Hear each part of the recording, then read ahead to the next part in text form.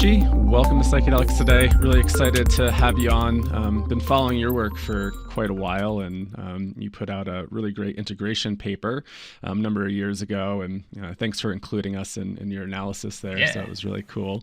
Could you give a little bit of background? How did you get involved in psychedelics? What was your path? I was, this is more of a recent thing when people would go to graduate school to go into mental health fields because of their interest in psychedelics. So it was maybe a little bit in my radar. Certainly was never anything that I ever thought I would do as part of my career or intended to do as part of my career. I have always had psychedelics around me. I was, born into a family and around a lot of former hippies who had used psychedelics and were pretty open about it. My entire life I was always aware of them. I really never had much experience with them, at least not much meaningful experience with them until within the last 15 years or so. And even then didn't really at the time kind of consider them for a career. My work has always been more focused around social justice type of issues. As I was getting into psychology, I was really interested in just kind of the way that systems and culture and society can impact our well-being and either kind of get in the way or help us as we're trying to work through things. So my career and my research was focused on things like stigma of mental illness or seeking help. It was focused on multicultural and cross-cultural psychology. So both from a providing services perspective and from a perspective of kind of just understanding the broad range and scope of human experience and how culture can really shape that. And so I only came to interest and started doing some research and work around psychedelics, kind of started dabbling in that and trying to figure out how to do it maybe 10 years ago. And I was really primarily interested in the ways that it could support the stuff that I was already interested in. So I kind of came to psychedelics really interested in the cross-cultural side of it and how it could be done in a way that wouldn't just be reinforcing of this internal individualistic view of mental health, but how we are connected to other people and influenced by systems and culture. And I still think they have some things to offer there, but maybe we'll get into that here. Let's dig in. This individualistic view of mental health, and what are some of the problems with that, and how could psychedelics really kind of help with that perspective of maybe branching outside of just the individual?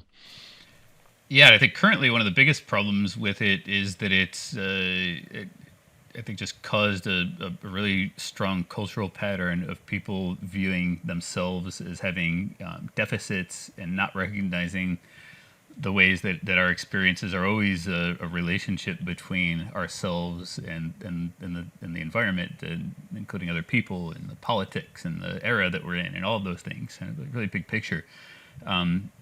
So we end up thinking that the ways that we struggle are personal, reflective of personal defects and flaws, rather than contextualizing them and situating them within, kind of like what's our world, what's the world around us, and that helped shape us and that influences us still on a day-to-day basis in a million little ways that we don't really think about most of the time. And so I think that's one of the big problems. And then even on the positive side, when somebody has something go well in therapy, there can be this tendency to attribute it to the individual when in fact, our resources and our strengths and those attributes too are shaped and formed in relationships and in the culture. And so really, whether we're talking about the struggles or the successes, we're way more individualistic than we should be. And that's all just part of a broader neoliberal worldview that wants us all to see ourselves as isolated individuals that kind of succeed or fail based on our own merits, which I just think is not true. So. think I remember when I was in grad school for my multiculturalism class competencies, and one of the books said, like, most of the world, like 75% of cultures still live in more of a collective framework versus, yeah, we're just very kind of nuclear individual. Yeah. And yeah, I have seen that, right? It's like always like, it's like I need to change that, like everything's against me versus, how do we branch out and see that we're part of a bigger collective system? And I think psychedelics do help us explore that. And I wonder, yeah, what could be the implication for psychedelics maybe helping to shift our mental health paradigm? Like, have you thought about like how that could change things?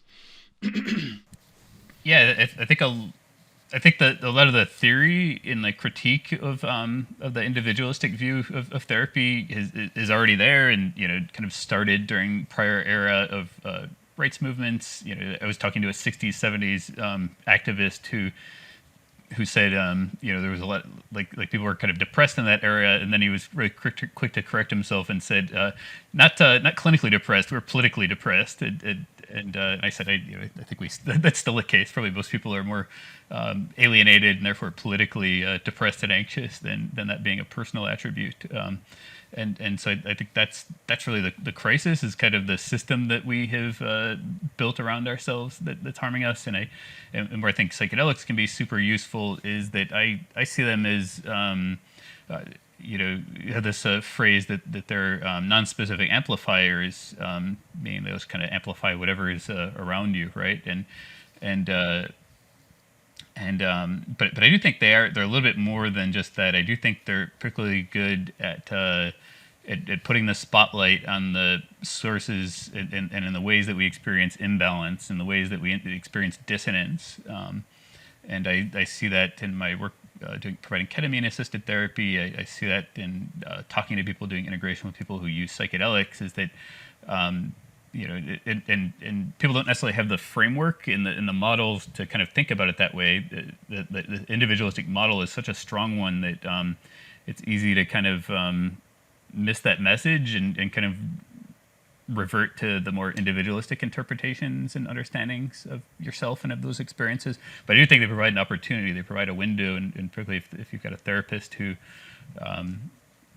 or just your own worldview that helps you to kind of understand yourself in this more contextualized way, that they can give you a glimpse of what's really not working for you, and beyond just the individual level, but kind of what are the needs in relationships, what are the needs and how and what your world is, but I don't necessarily think that they give you the answers to those things. I think they're kind of like a doorway to kind of bring some attention to it, and to maybe get you to see that your one way of interpreting things isn't the only way, and maybe seeing even that it's not even your way, that it kind of comes from somewhere, from various sources, and to begin questioning that. So I think they're good for causing us to question, even though the answers might be a little bit harder to get at. I'm trying to think just back to like my experiences, and yeah, I mean, there's definitely like individual insight, but I feel like a lot of my experiences have also been about the relationships, whether, relationships to the environment around me, my personal relationships, family relationships, friends, all that stuff. And I feel like, yeah, at least my psychedelic experiences have been very collective in that way of like, yeah, there's the me that's trying to do the healing, but also how is the I or me showing up in these systems, and how is it all kind of impacting one another? Like, how are my actions actually impacting the system that I'm in? And what's the feedback loop there? And right, it doesn't give you the direct answer, but at least gives you some insights on maybe like how to show up, or how to start to work with that a little bit more. Yeah, I like how you frame that it causes you to reflect on those actual relationships, right? Because we can also, I think, get hung up on the feeling of connection, which is important too, right? Like if you're in community or in relationship to people, it is important to be able to feel that connection and that community, and it kind of is a way of getting beyond the self. But I do think the whole field of mental health can be overly focused on like mood states, and maybe that's just another manifestation of it when we kind of can get hung up on the feeling, like it gave me a mood boost when I was depressed, or it caused some calm when I've been anxious, or it helped me to feel connection when I've been feeling isolated. Those can be really motivating and important, but also there's definitely a real world correlate to all those things too. Is that the feeling is a byproduct of a whole lot of other stuff going on, and so if we can't reliably just shift into a feeling state without tending to the rest of the world. Right. And something else I just think about, like, modern psychology is just thinking about, I don't want to say placing blame, but like, say, my parents did X, Y, and Z, and this is why I'm like this, right?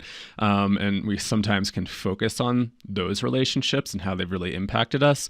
But again, this is just my opinion, my experience, like doing some reflection on, oh, wow, like they have their lived experience, I have mine. Also, how the hell did I show up in this? Could I have done something a little bit differently? And so I've actually noticed in my experiences of like not necessarily just placing blame on that from like maybe, X, Y, and Z happened, this is why I'm like this, versus X, Y, and Z happened. How can I like make a change here? How do I not like hold on to that narrative? Which I think is, sometimes a little bit radical from maybe how we approach, Western psychology at the moment.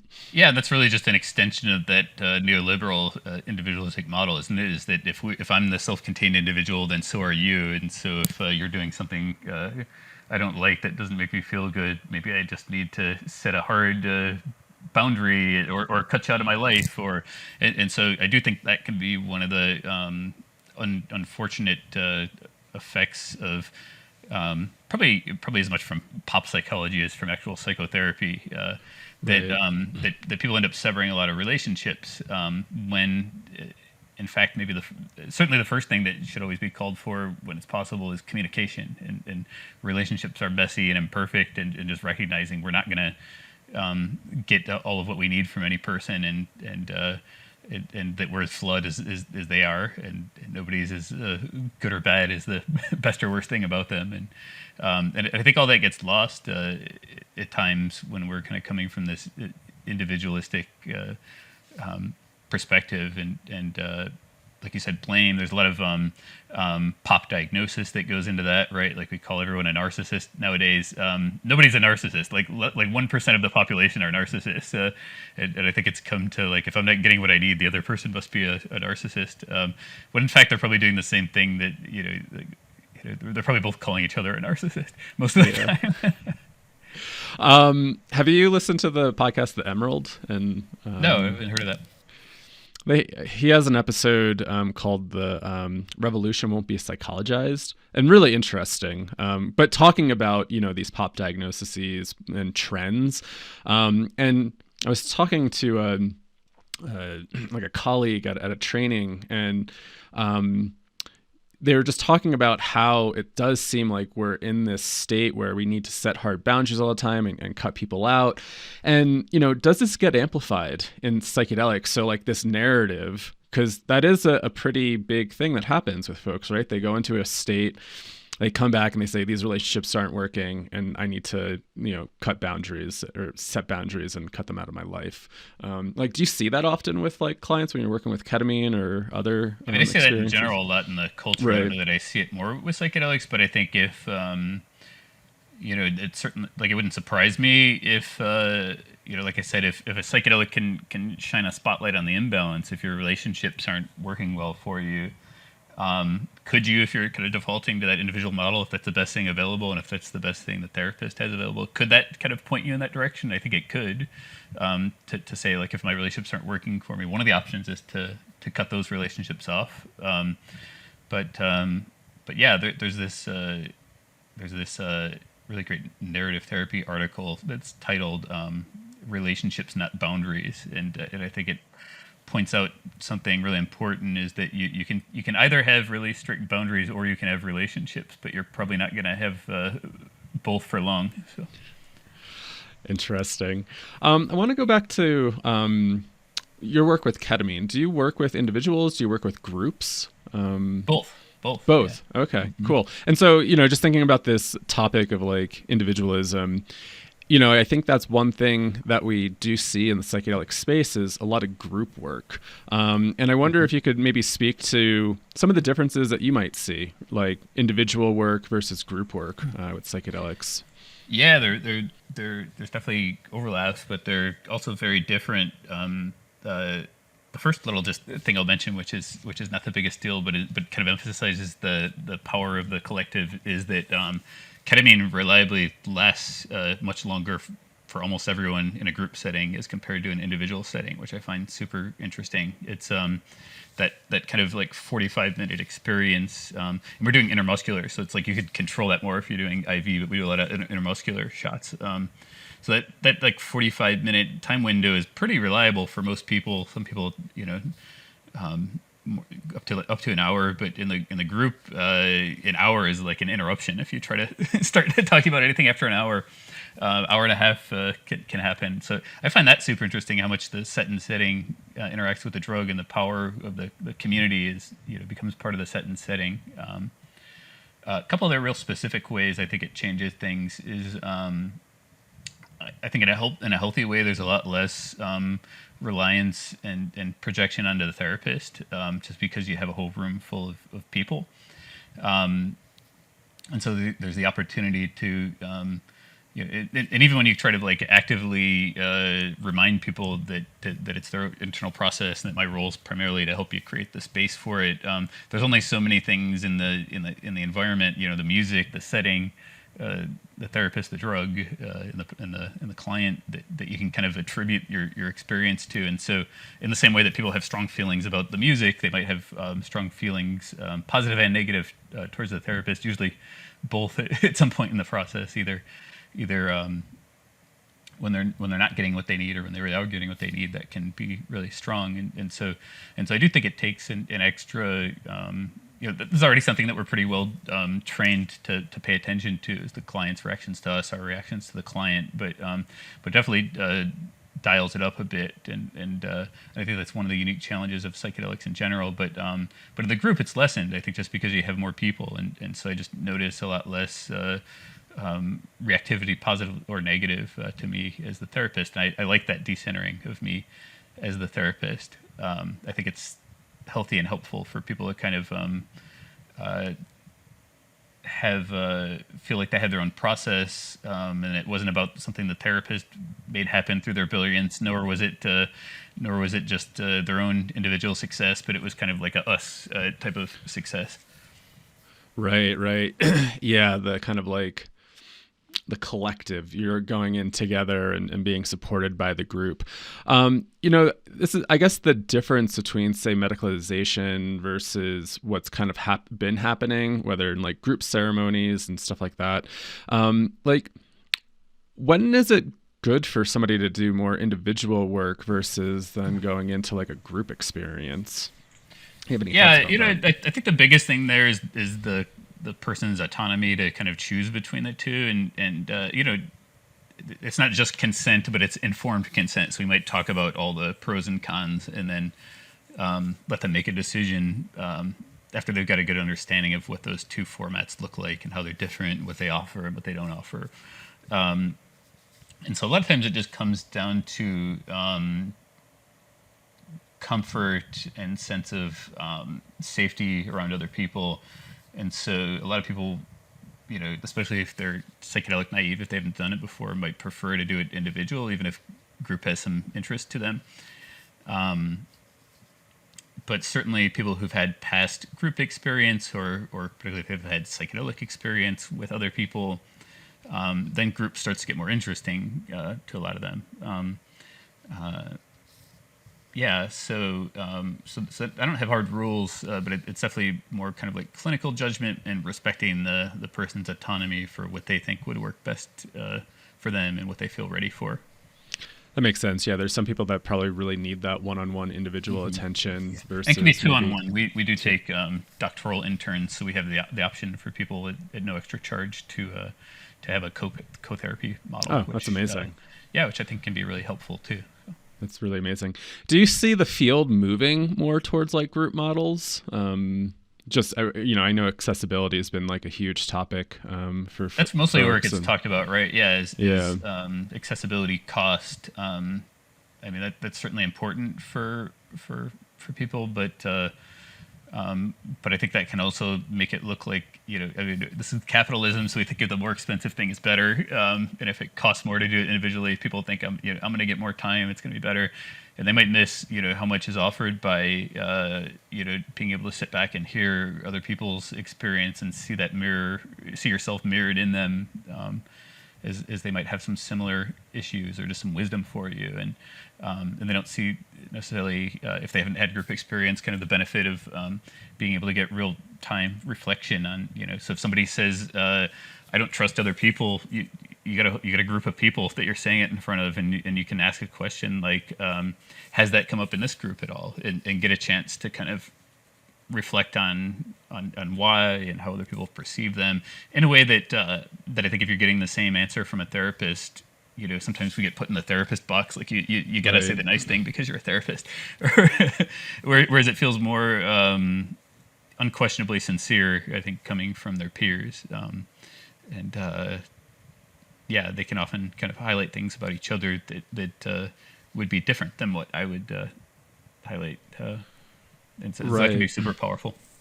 Yeah, and I know for me, like I've always been like kind of terrified of like groups. I'm more kind of like shy, introverted, which is like funny.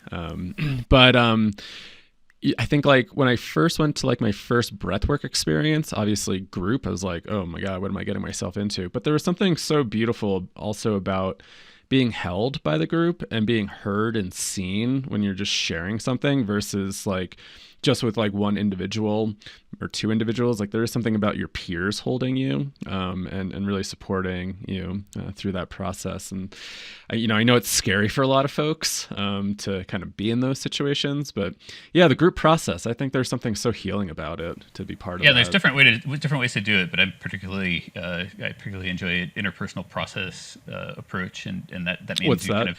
You focus a lot on just that, like kind of the example I gave was one of those. Like if you're if you're kind of expressing a way that you normally are in relationships, to ask if that's come up in the group, to kind of give the opportunity if somebody wants it for feedback and reflection, and so it's very much like on the here and now dynamics within the group, and you assume that kind of the patterns that emerge relationally within the group are similar to the patterns the person is going to experience in their daily life. And so rather than talking about the argument with their roommate, you're better off asking if they've had any similar reactions in the group, so that you can get a chance to work on it right there in real time. Right. Oh, beautiful. With two people and not just with one side of the perspective. Yeah, exactly. And so I really love that approach, and I think it's a great approach it can be worked with any population. I've used that approach with folks experiencing homelessness and shelters with a lot of psychosis or addiction. I've done that in college counseling centers. I've done that with around psychedelics too, and it's just a format that I really like, and I think it supports that collective and it supports the relational. Yeah. So just thinking about like relationships and groups and all this stuff, my mind is also going towards like integration and how, people need support after this. And so I would love to like dig in a little bit about the paper that you wrote a few years ago.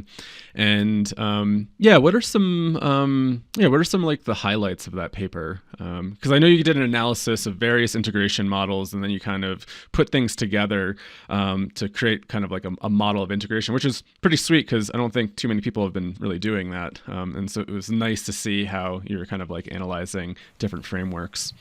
Yeah, and the specific type of article was a conceptual analysis, which means you take a concept like integration and you analyze like how are people understanding it, what are they saying about it, to try to not to say how you should think about it, but it's more like grammar, like it doesn't it's not supposed to give you the rules, it's supposed to describe what people are already doing. But and so I started working on that in 2017. I started thinking about it, and then 2019 started working out it, and then published it, I think, in 2022, just about 2 years ago. But and in 2017, I just noticed like even the people who were getting training, everybody was asking like, what is integration and why is it this wide range of different activities? Like, why would somebody draw a mandala and somebody else do yoga and somebody else Right. go walk outside and like people were, I could just see everyone trying to get their head around it, and so was I. And that's usually how I end up writing something. It's like if I don't fully understand something, delving into it and writing about it is both helpful to other people and it kind of helps me know what I'm doing. But and so yeah, so then in 2017 there really wasn't anything written on integration at the time. We had maybe one or two sources, and then by 2019 there was one or two more, and then a bunch, and then everyone must have been asking the same question and had the same confusion because a bunch of books and workbooks and articles got published on integration as we were working on it. So we just kept having to add a new one every few months. And the idea was to try to kind of synthesize, so we went from like a deficit, right? Like integration's important, but nobody tells you what it is or how to do it. And then it went to excess, like, here are 10 different things about integration. And everyone kind of worked on them independently. And so then there was a different confusion of like overload of information. And so the idea was to kind of like bring a little bit of explanation to where the overlaps were and where the differences were. And so we didn't intend to create a model, but it kind of just emerged naturally from doing that, because there were a few models or at least frameworks out there in these different sources. But the big thing that I took away was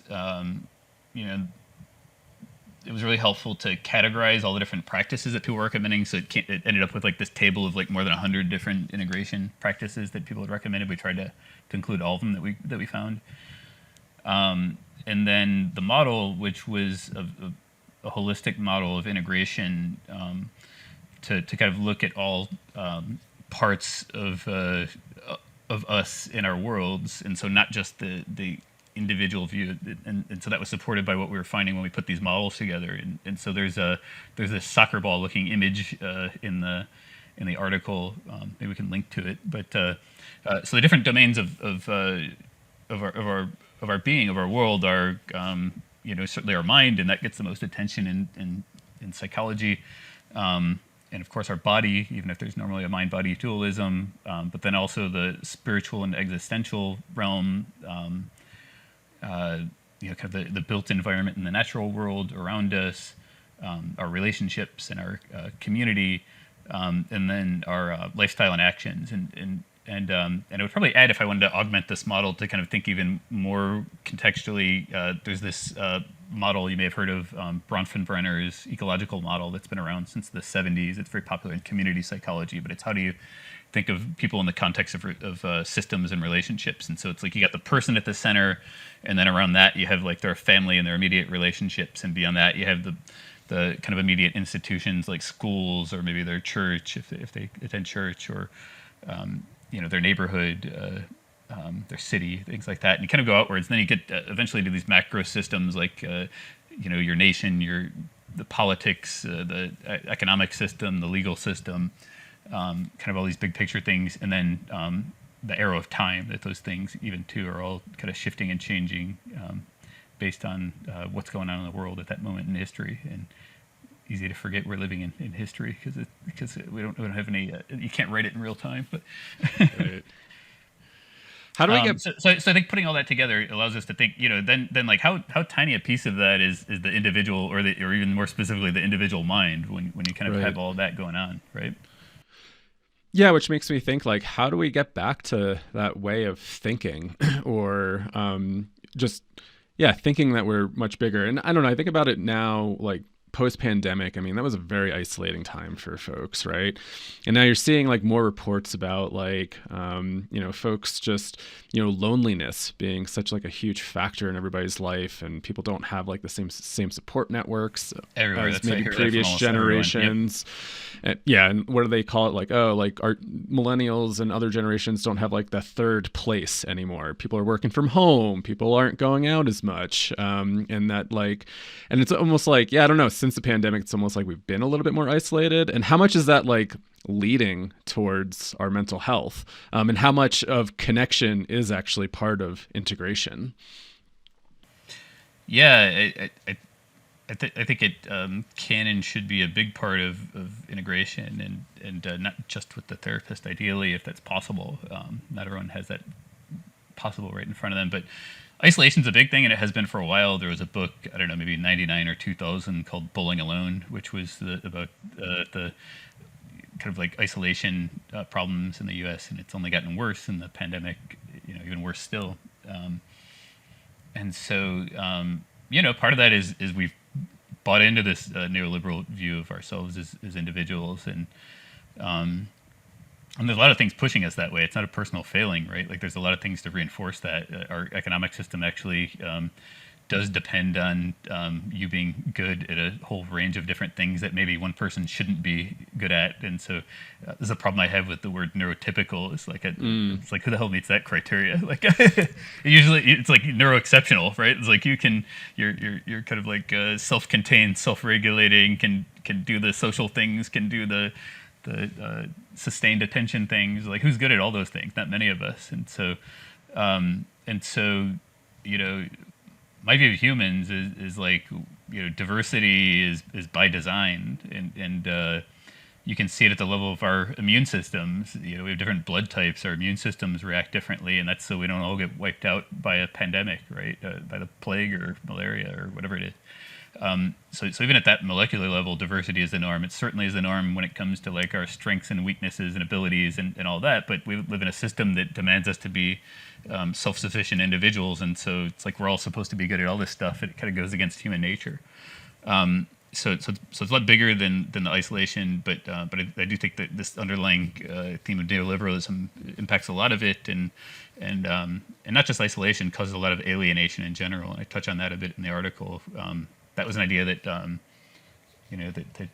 that Marx came up with, and a few other psychologists have picked it up. But the idea that capitalism alienates us. He was focused mostly on it from our work, but you could extend that, living in cities or being alienated from the products of our work. We're kind of alienated from nature, alienated from other people, alienated from ourselves. Even if we can't kind of pursue the things that we would be pursuing in a freer world that kind of embraced us for our abilities, whatever they might be. And so we end up just diagnosing each other based on all these limitations that are limitations that come from our inability to meet the demands of systems that are unrealistic in the first place. And so the question is, like, is disability, is diagnosis, do we want to look at that as an individual deficit, or do we want to look at it as an intersection between ourselves and the world? It's like, if my pants are too tight, am I overweight, or are my pants just too tight and I need some different pants? Right. And do you think that psychedelics could play a role in like helping to break free from these models? Whether it's through I do. I think in a few of the ways we've talked about it, I think they're good at maybe shining the spotlight on some things. And I don't think psychedelics on their own are enough. I think we have to have there's a lot of critical theory that I've read that goes into everything I'm saying there. And so I think we have to have a way to think critically about the culture and about these neoliberal understandings that are pervasive and imposed on us and reinforced constantly. So I think in that context, I think if we have some framework, then these experiences can really help us see that how we've structured things don't make a lot of sense, and might help us with the creativity or the courage to start imagining a life otherwise. And I don't think that roadmap is there. I think there's a lot of invention that needs to happen. Although some of the frameworks, some of the critical theory gives you a framework at least to kind of critique what is and start imagining the alternatives. And I guess like that's also probably where like the integration process comes into play too, right? How are we actually going to maybe take action on some of these things? We get insight, and then how do we bring that down into our lives, right? Because I feel like we can have these really profound experiences, these deep insights, but if culture and the system continues to like suppress you in a way, maybe not having the money to do certain things, maybe you feel that alienation, it feels really hard to maybe take that first step. Like, how do we then create that change? And I think that is the big question. Like, how do we take those steps forward in our lives? Yeah, I know it's worth saying as a psychologist that my profession doesn't have a related profession, psychiatry and other mental health professions. We don't have a monopoly on doing these things. We're maybe not even the best ones to do some of these things. We don't have a monopoly on integration either. So if you look at that list of more than 100 integration activities, not many of them are my specialties. Some of them are, but the great majority of them are not. And so I think that, like, I created that as a resource, as like a potential place to start. But you know, I try to encourage people to have like, when they're thinking about integration, one of the first questions I'll ask is, who in your life is the best person to help you with these things you're trying to change? So you ask relational questions to try to encourage them. If they say nobody, it's like, maybe we think about where you could find some of those people. And But most people can name at least one person, and so that can so whatever comes out of it, right? It could be a million different things that come out of that psychedelic experience that need some attention. So if somebody says, I want to be less judgmental, or more open, or start pursuing the things that are important to me, it's like, who in your life do you think could best join you, be an ally toward that? And that's one way to start thinking about an individual, is to just ask questions that aren't so individual, and encourage thought about things that aren't just like exclusively go journal about it, even though that can be a helpful way of processing things too. But yeah, just thinking broadly about like some balance there. So part of that model that I described is like a soccer ball, is like with those different domains of our being. It's like, are all those things getting attention? And yeah, one of the things that I knew from my cross-cultural work that got really reinforced here is that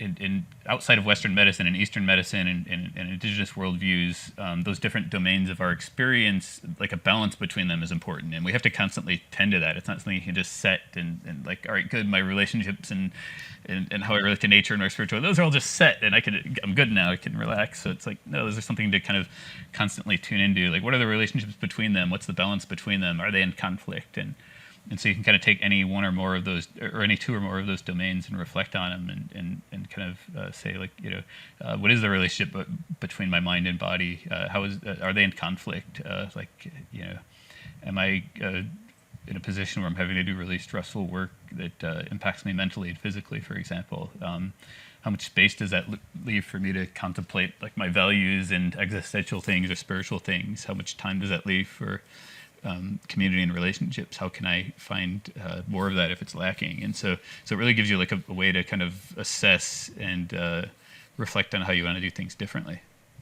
And it's always in flux, right? I think, as you're Always just in flex, yeah. Yeah, you're mentioning too, right? It's my work impacting this, and there's some times where you get more space, other times it gets crazy, and those other parts of your life just get neglected, or you kind of forget about it for a bit. So yeah, how do we come back and maybe have a self-reflection practice around that? Where's the balance? How do I spend more time thinking about it? Yeah, and the culture in a lot of ways here in the U.S., will tell you either those things aren't important, or they're at least less important. They're leisure, or they're just your own personal responsibility. So again, kind of going back to the individualism. So. Yeah. So on this topic of like kind of systems change, I know there is a narrative, especially around MDMA possibly becoming legalized, right? That this is really going to change things. And I know you said you had some comments and just some thoughts around FDA not getting approved. And so, yeah, I would love to maybe hear a little bit more about what you've been thinking about that whole decision. Yeah, I wrote an article for Chacruna in the lead up to the FDA decision that was pretty critical of this organization's symposia and their opposition to MAPS and Lycos and MDMA-assisted therapy, and FDA approving it.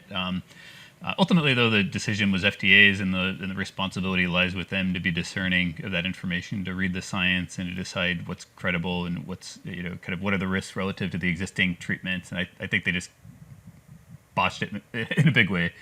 And I'm not naive that I'm not of the group that thinks that psychedelics are going to be the Trojan horse for us to overthrow neoliberalism and capitalism, or like that's kind of I put that stuff in the category of like the idea of like putting LSD in the water supply. I don't think that's a good idea. Like I think set and setting No. matters, and I think these ideologies have proved themselves to be very powerful. But and I wrote an article about that in like 2018 where I kind of expressed some of those critiques of the movement and of some of the assumptions of the movement. But I do think psychedelics, if used in an intentional way and if used in a critical way, like we're talking about, have a lot to offer to culture and to different societies. As a psychologist, I'm particularly interested in the ways they might challenge our narrow individual internal Western medical model. That's probably one of the places I was most excited. And that model can't be separated from capitalism totally either, but it's also not synonymous with it. So yeah, I was really excited by the ways that MDMA assisted therapy might have stoked a lot of thought and reflection and theory development in my field of psychology and psychotherapy. Because I've seen it in my own work. I've been doing ketamine assisted therapy for about 8 years now, right? Where I'm with the client. So I just want to be clear on what that means. That we do a number of prep sessions before we ever have a medicine session. I'm with them for the medicine session. We do therapy right afterwards. We do integration. We always in between medicine sessions. We never do two in a row without at least having one integration session. So it's really tends to the set and setting, not just a drug experience. And so I was excited about, because I've seen it in myself, the way that it's kind of even though I had these critical models in mind, but the way it's kind of helped it click and helped me have conversations with clients that don't come up is often in talk therapy when there's not a psychedelic involved, and how they are more reflective on kind of that bigger picture, more expansive view of their life. And so I was hoping there would be an opportunity for theory to expand, and I do think we've probably gone about as far as we can go with figuring this out in our own heads and with theory, like what psychedelic assisted therapy is going to look like. And I think a lot of work has been done around theory. A lot of work has already been done around ethics. There are tons of ethical guidelines, and now they need to be put into practice. And that's the only place that psychotherapies are ever developed, is in practice. They're not developed in labs, even if they're invented there or conceived there. And so I think we're past the point of thinking about it, and now we need to start refining it based on what we see in practice. And some people don't like that, and they view that as treating people like guinea pigs. And this is why consent is informed consent is super important, and why people need to know kind of what the status of any treatment is as they're going into it, and so that they can make an informed decision about it. But yeah, I'm just concerned that decision is going to cause a lot of harm to people. That MDMA assisted therapy, I think, is a lot safer and more likely to be more helpful than the existing treatments. Yeah. Kind of have two questions, but you said you're hoping that this would challenge the kind of Western medical model, and wonder if you could go into that a little bit more, and how do you think it could have challenged that? Mm-hmm. I think it.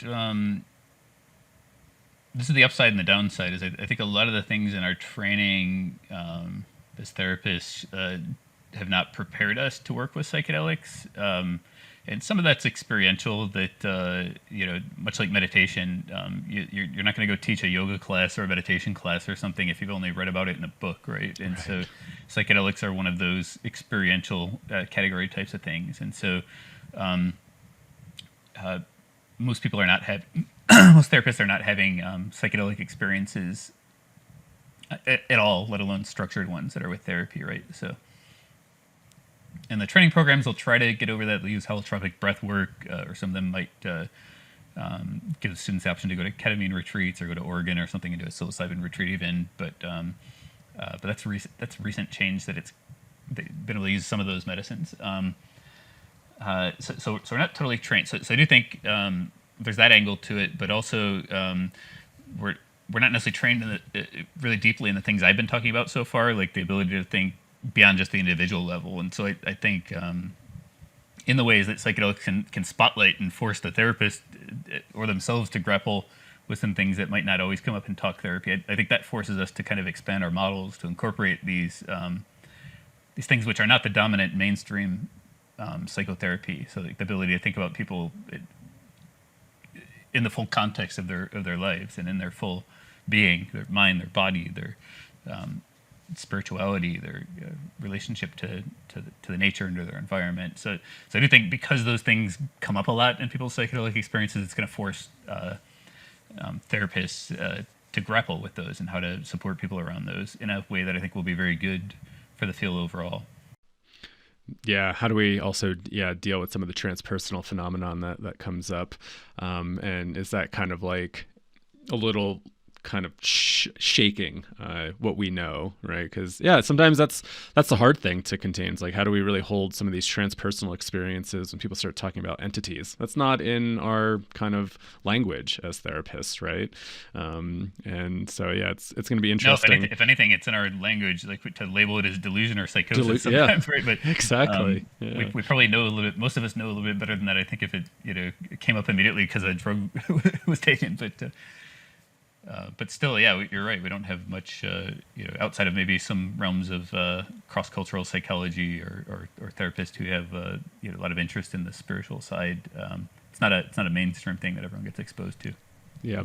So the second part that I was curious about on top of the medicalization is that there's some folks that, I mean, we don't know, right? It could be speculation of like, what is Lykos's like next move? Because there's such heavy critique on the psychotherapy aspect, it seemed like, and then also the blinding and whatnot. But, could the disapproval of MDMA kind of also reinforce the medical model where they might want to take the psychotherapy component out and maybe do like what MindMed and a few others are doing, is just having like an emotional support person in the room and not doing any of that. And so I guess it's speculation. We don't know what the move is going to be, but like, do you fear that could happen, or like, I don't know if that'll be Lykos's move. It's definitely already been the publicly stated move of a lot of the other companies that are developing psychedelics that get the therapist out of the process is the move, because FDA cited that as a complicating variable. The activists who were against that model have latched onto that and critiqued it, and so the path of least resistance has been to say, we don't do therapy in our model. We have psychological support available if it's needed, which still means a therapist is there the whole time. They're just not doing anything useful unless they're pulled in more, right? So it does seem like a huge wasted opportunity. If we look at how ketamine's being used, I think you have the full range, right? You have the take-home doses where people are doing it on their own, which would be equivalent to like a decrim model, very DIY. You have places where they will administer it and not provide any psychological support, except maybe administer a benzodiazepine if the person gets too agitated, or maybe try to talk them down. So you have that non-psychological, very biomedical model already happening that I think will be the dominant one for research going forward. And you have ketamine-assisted psychotherapy that people are practicing it in all different ways, and it's kind of cool actually. There's a lot of theory development going on there. So I do think a couple things I would predict. One is that on the assisted therapy side of things, ketamine is going to be probably the main driver of theoretical development because it's what's available. And maybe it already has been the main place where people are kind of like learning and testing out ideas. I think on the drug development side, everyone's going to run away from therapy. And by the way, that does nothing to prevent the practice of psychedelic assisted therapy. If a drug gets approved, therapists have clients use all sorts of drugs. Like every therapist has client come in their office under having taken their benzodiazepine before they left the house, right? So we already do assisted therapy with, and there's by the way, a ton of research that says that that when a client's taking a psychiatric drug or getting therapy or doing both together, that they augment each other, that both together are always the most effective, and that's super well established. And I think that argument could have been made more to support psychedelic assisted therapy too, is that we know that these things go better together than separately. And I think it's no less true there. And then, so anyways, I do think there'll be a push for a biological approach. I'm concerned about that. I think it's inadequate support. I think it's especially inadequate support for people who've had like PTSD, especially complex PTSD or just early attachment wounds, they can often, when they're using a psychedelic alone, can end up feeling abandoned and unhelped. And that's not unique to psychedelic. I've known people who will be out for a run and get a bad ankle sprain, and it's incredibly triggering, to feel abandoned and like nobody's there to support you when you're in need, right? So like that's just a way of being in the world when you've had those experiences. It's not unique to psychedelics. But I've seen that come up, like when people have a psychedelic experience alone and they get into some difficult place, that it can be kind of, if not re-traumatizing, at least super triggering to kind of have a similar experience of inadequate support. So I'm not a big fan of the DIY do it alone models, especially where people have these experiences of harm or abandonment interpersonally. Yeah, and I've known some folks that, I mean, we'll just use ketamine, for example, like going to an IV clinic and just feeling totally alone, right? Like not having much support there. And tons of those. That's how we get a lot of our clients, is they had that bad experience at a ketamine clinic, and then they come and want to do it with therapy from there on. Yeah. It's going to be interesting to see how things roll out. And, just thinking about, recent news and all that stuff, like, what's your take on like the ketamine scene? There are so many different use contexts, the way people are approaching this. We had the recent news about Matthew Perry, and then, the charges against the physicians and folks involved there. Do you see like any sort of like crackdown happening? Do you see things kind of shifting in that, just the way like ketamine has been perceived and used over the past like year, 2 years, because it's obviously grown in popularity, right? It's like, yes, and we'll probably only do so. I think maybe there were people holding out for MDMA assisted therapy that will look more at ketamine too. I don't know how many of those, but probably some. There's a couple of things I could mention there. So with Matthew Perry, that was not a therapy treatment. Those were unethical doctors gouging him for like tens of thousands of dollars for like a few dollars worth of ketamine, like really disgusting stuff. Those people are on the way to losing their medical license and maybe going to jail too. Although I do very much resist the parallels to like what's called the opiate epidemic, to which I would say there's no such thing. There's an overdose epidemic, and I think by calling it an opiate epidemic, we just play into drug war logic that says that opiates are the problem and we need to restrict them. And it's pretty clear to me that is what has made things worse. Is that as Americans are using less opiates than they've used in decades, and yet overdose keeps getting worse. So what's going on there? It's obviously like the link between opiates and overdose is not a one-to-one link. It's not correlated that highly. I think it's more so like we abruptly made it almost impossible to get an opiate prescription, which you'll find out if you ever need one for a surgery or something. And even worse, if you got a chronic pain condition, you just won't get that condition treated. And so I resist the opiate parallel. I think they're very different drugs. I think opiates, they don't have the overdose risk for one that opiates do. Matthew Perry drowned in a hot tub on an anesthetic dose of ketamine. Should have never been given that dose. Should have never been given it in that setting. He should have never been given it in that way by those prescribers. So everything about that was wrong. But now, you hear DEA, FDA talking about parallels to are we going to have a ketamine epidemic? No, we're not, because it doesn't lead to overdose almost ever, and also, I don't think it has the same addictive potential, although it does have addictive potential, which is why I'm not a big fan of home use. And we made the decision right away when we started practicing that we weren't doing home use, only in clinic use. Do you see any benefit in home use for folks where they maybe don't have obviously access economic to is access, and economic is the big one because it's vastly cheaper. But I think it's and so I think if it's done infrequently, I certainly would have some people have a home prescription during the pandemic where I'd do it remotely, that sort of thing. But or do a session right afterwards or something. Usually not during, because it's kind of nobody's operating Zoom on ketamine, but usually afterwards I talk to them. But anyways, I do think there's a huge cost benefit there, like way cheaper and more accessible. I think if it's done less frequently, I think they're prescribing it too frequently, anywhere from like couple times a week to daily, which I think is irresponsible prescribing. And I think there's a lot of debate going on about that among ketamine prescribers about hey, better get our act together, otherwise we're going to get regulated. And the regulations never give you a good model. They give you a restrictive, imposed model that takes into consideration the DEA's concerns rather than the client's interest. And so yeah, but I also think when people are using it frequently, it's almost impossible to hold the intentionality around it. And so I've seen clients who, are getting a at-home prescription and might be coming and do integration work around it. It's like hard to, it's work to do all the setup and prep and integration for those experiences. If you're doing it a couple times a week, no way, you're not doing all that every time. So very quickly it just becomes more escapist, which I think makes it more vulnerable to, developing a substance use disorder on it. Well, and and I guess what's your take on that being more of societal, right? So we have that narrative around substance use. That's how we approach societal. That's how we approach prescription drugs, right? So using it as a prescription drug, the idea is to boost your mood, and so to feel better is the point.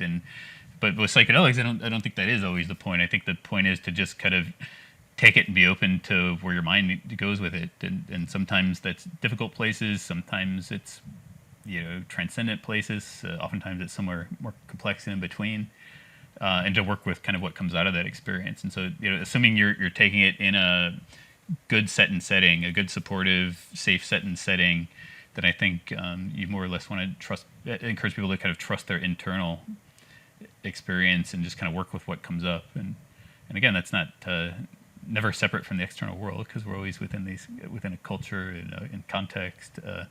But can be really helpful, I think. Yeah. So you mentioned ketamine seems like it's an opportunity for people to really maybe test ideas and theories. And you said you've been practicing for over 8 years doing this work. And have there been any kind of advancements in your theory around psychedelic assisted therapy over the years? And what's been coming up for you in that space?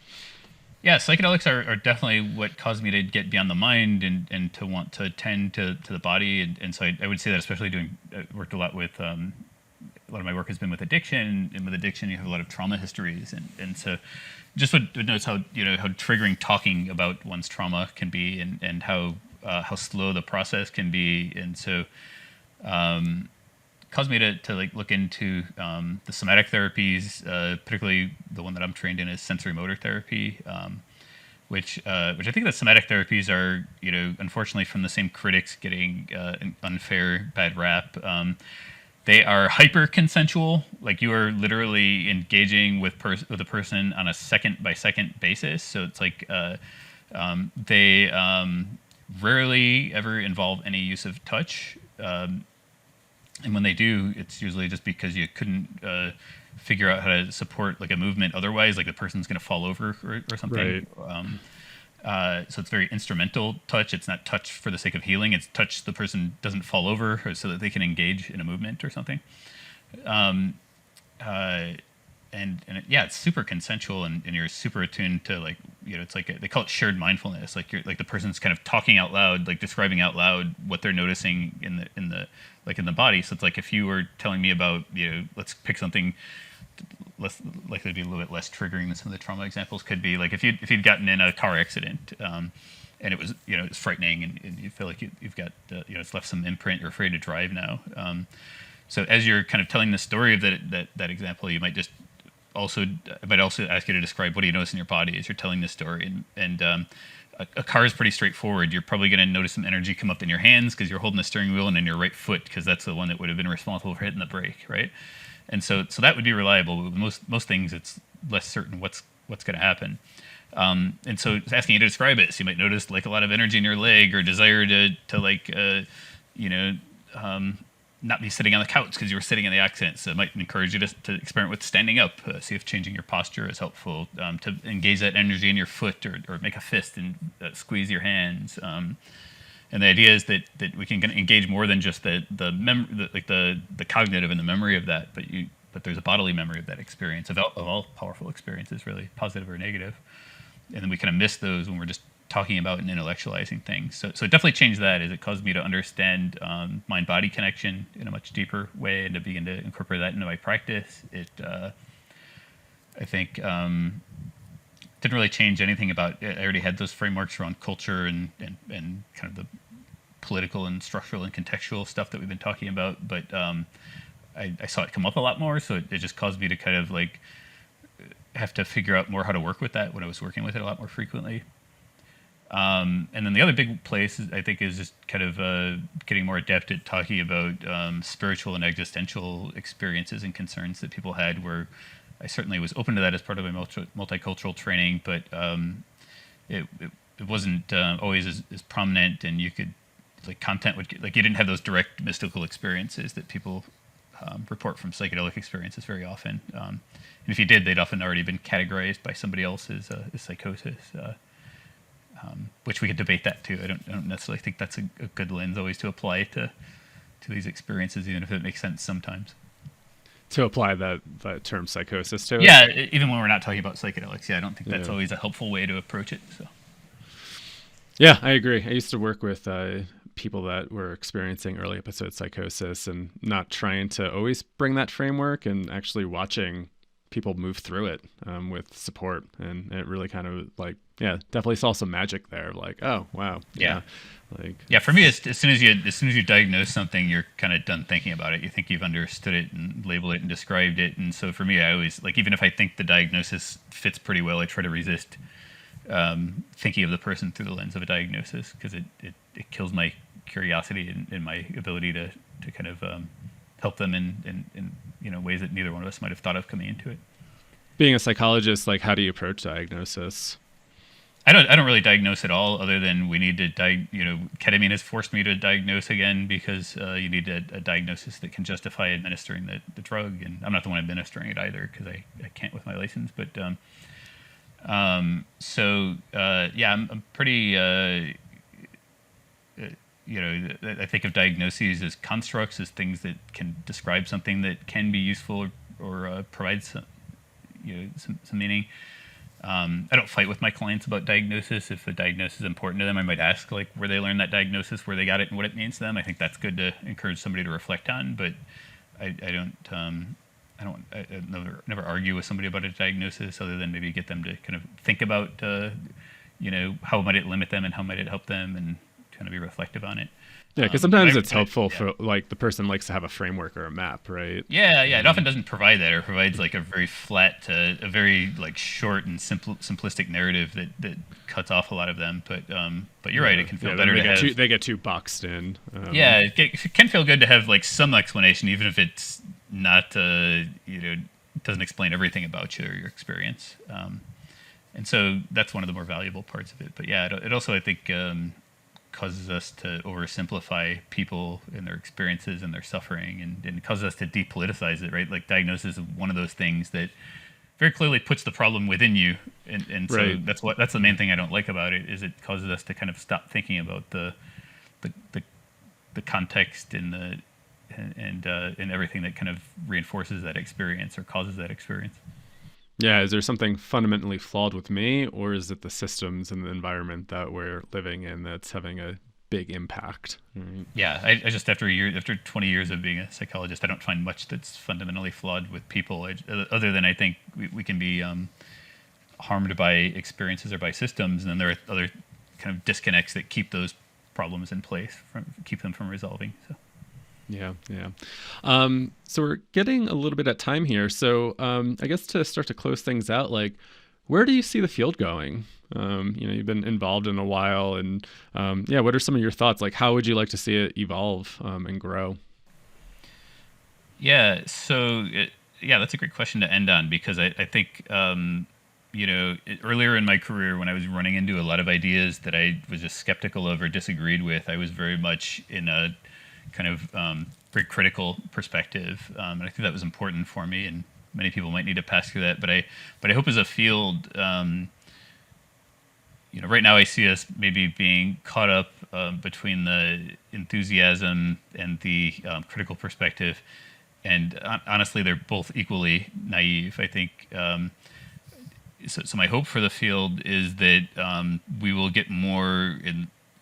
We'll move beyond like pure critique or simplistic enthusiasm, and get into world building. That this is one of the things I know as an activist and a critic of society in various ways, is that if you want to be critical of something, and particularly if you want to be even if you're all the way in the direction of like abolition, like you want to abolish capitalism or prisons or police or things like that, is you also got to be in the business of world building. Like you can't just be in the tear it down mode. And I'm afraid that's kind of what happened to MDMA. It was this pure tear down mode without really any meaningful vision of a way forward. And I think that was just as one-sided and myopic and simplistic is what has been criticized is like the psychedelics will save the world kind of thinking.